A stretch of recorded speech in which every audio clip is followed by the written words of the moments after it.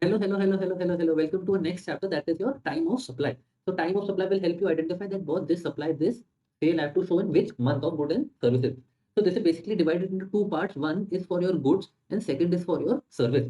And further divided into two parts because of course it will be different for forward charge and it will be different for reverse charge. Okay. So I made it into a tabular form. All you have to do is learn this and your time of supply chapter will be over. So for goods, forward charge. So I hope you understand what forward charge and what reverse charge is. Forward charge is when the supplier sells the goods to the recipient, collects the tax from the recipient and pays to the government. That is the supplier itself pays the tax to the government. Whereas in reverse charge mechanism, it is the recipient. So how you can learn is R for reverse and R for recipient. That is the recipient will be the person who will pay tax to the government. Okay. So under reverse charge for goods, it is earlier. Okay. So wherever all the 3-4 points are there, it will always be earlier. It will be earlier of date of issue of invoice or the date when invoice ought to be issued. So when ought to be issued, this we will study in a chapter of credit note, debit note with regards to when invoice should have been issued. Okay, so under forward charge for goods, it is the date of issue of invoice or when the invoice ought to have been issued, whichever is earlier. Okay, and for services, it is bifurcated into two.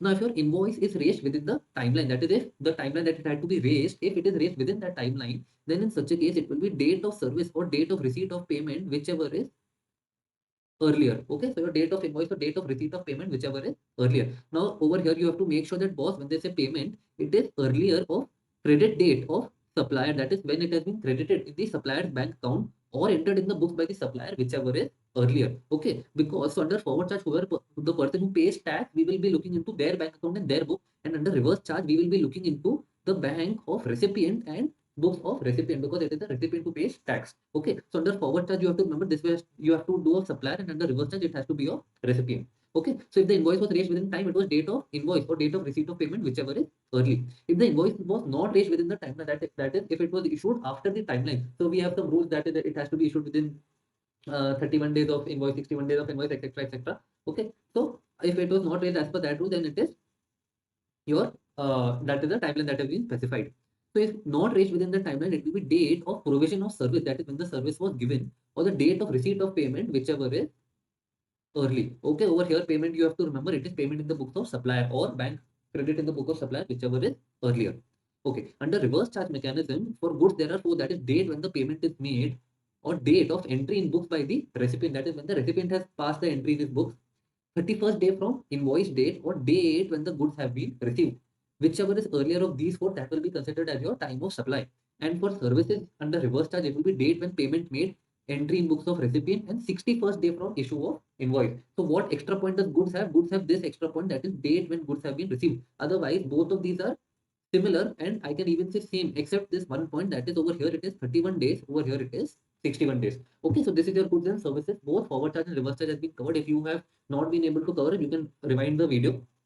Okay, then next is your in certain cases. So example, any voucher has been issued. Now this voucher has been issued. Now you do not know when this voucher will be redeemed. So in such a case, if the supplier's identity is known, for example, if I have given you a Pizza Hut voucher, now this Pizza Hut voucher can only be redeemed against in the Pizza Hut, correct? So the supply will be known. So in such a case, it will be the date of issue of voucher that will be considered as your time of supply, because this supply is known. However, for example, if I give you a Sodexo voucher, now this Sodexo voucher can be used in so many different places.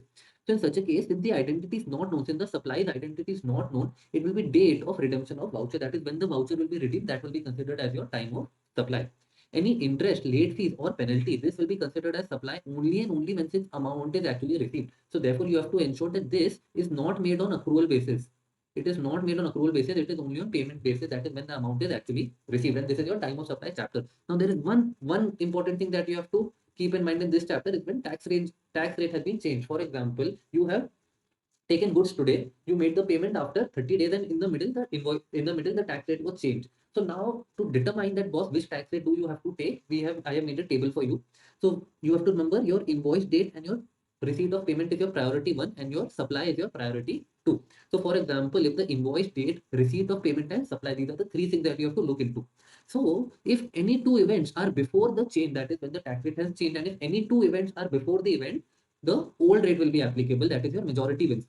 And if any two events are after the change, then the new rate will be applicable. So first find out the date of these three things, then find out the date of change in tax rate. Now, if two events are before the date of change, then it will be the old rate that is applicable. If two items are after the rate change, then the new rate will be applicable.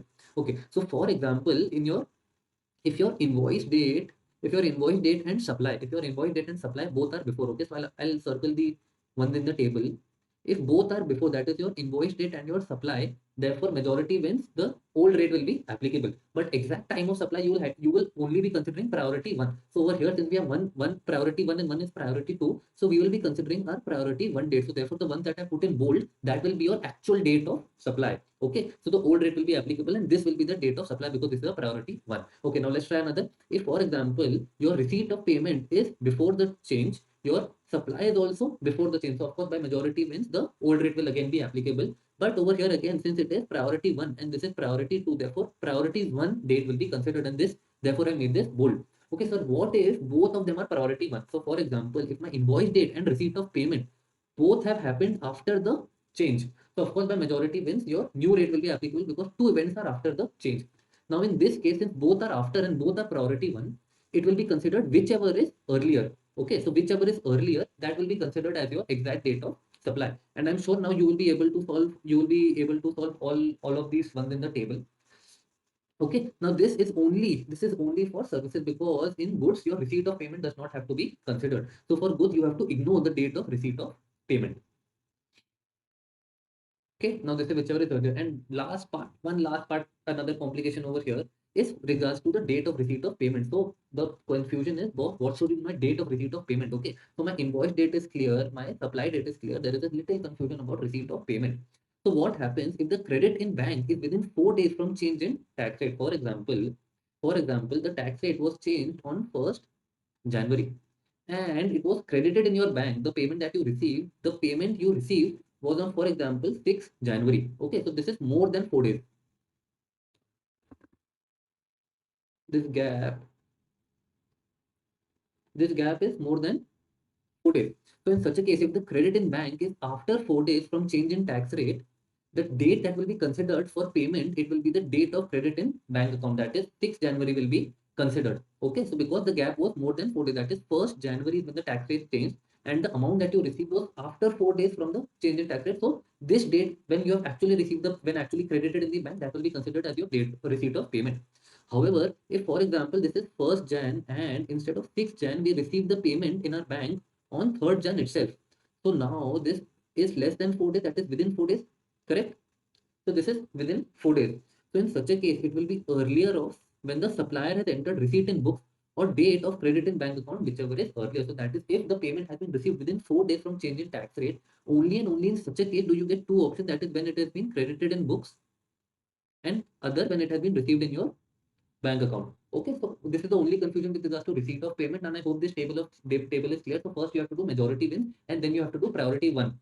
You have to take date of priority one. If there are two priority one events, then whichever is earlier, that will be your time of supply. With regards to your date of receipt of payment, you have to ensure that if my payment has been received, within 4 days from date of change in tax rate, then in such a case I get an option to do earlier of 2 days. That is when it is credited in my books of accounts and when I receive the payment, whichever is earlier. However, if the payment I received after 4 days from change in tax rate, in that case, my date of supply will only and only be my date when it has been credited in my bank account. Okay, and with this, we are done with our chapter. Like the video and we'll move forward.